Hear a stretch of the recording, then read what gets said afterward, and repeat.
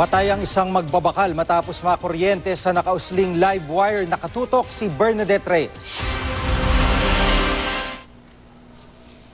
Humandusay ang isang magbabakal sa Kidapawan City matapos makuryente. Base sa investigasyon, nangunguha ng bote at bakal ang hindi pa kilalang lalaki nang mahawakan niya ang isang live wire. Sa lakas ng pagkakakuryente, tumilapon ito at nangisay siya. Nasunog ang kanyang dibdib at tiyan na nagresulta sa kanyang pagkamatay. Wala pang pahig ang pamunuan ng Cotabato Electric Cooperative ukol sa insidente. Sa bisa ng search warrant, hinalughog ng Regional Special Operations Task Group ang dalawang establishmento sa Bacolod City. Nasamsam ang may 8,000 bote at piraso ng direhistradong lotion, shampoo at sabon na tinatayang nasa 300,000 piso ang halaga. Ayon sa mga otoridad, matagal nilang minanmanan ang operasyon ng dalawang establishmento na pag-aari ng mga dayuhan. Hindi nagbigay ng pahayag ang mga nagbabantay sa tindahan.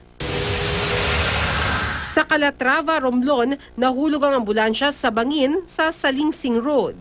Base sa investigasyon, nagka-landslide sa lugar dahil sa pag-ulan.